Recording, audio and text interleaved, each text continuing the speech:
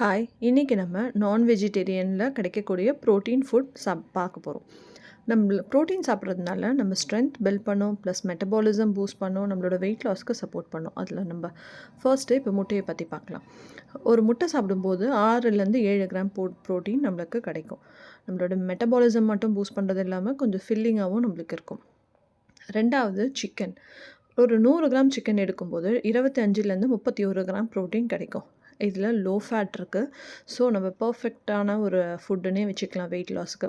Paleo diet நிறைய பேர் கேள்விப்பட்டிருப்பீங்க. இதில் ஒரு முக்கியமான ரோலே சிக்கன் தான் ப்ளே பண்ணுது. நெக்ஸ்ட் ஃபிஷ்ஷு எல்லாருக்குமே ரொம்ப பிடிக்கும். 100 கிராம் நம்ம எடுக்கும்போது 20லேருந்து 25 கிராம் ப்ரோட்டீன் கிடைக்கும்.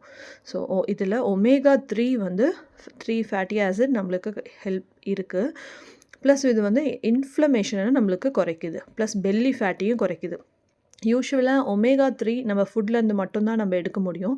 நம்மளோட பாடி ஃபங்க்ஷனுக்கு அது ரொம்பவே சப்போர்ட்டிவாக இருக்குது. நெக்ஸ்ட்டு ப்ரானில் லோ கேலரிஸ் இருக்குது, ஹை ப்ரோட்டீன் இருக்குது. ஸோ குழந்தைங்களுக்குலேருந்து பெரியவங்க வரைக்கும் எல்லாருக்குமே ரொம்ப பிடிக்கும். டைஜஷனுக்குமே நம்மளுக்கு ரொம்ப நல்லது, மசில் ஸ்ட்ரென்த்துக்குமே ரொம்ப நல்லது. நெக்ஸ்ட்டு மட்டன் 100 கிராம் சாப்பிடும்போது ஒரு 20 கிராம் ப்ரோட்டீன் நம்மளுக்கு அதில் கிடைக்கும்.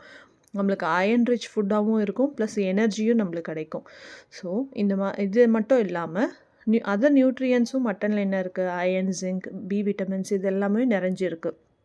எனக்கு சிக்கன் ரொம்ப பிடிக்கும். உங்களுக்கு என்ன பிடிக்குன்றது கமெண்ட்டில் சொல்லுங்கள். தேங்க்யூ.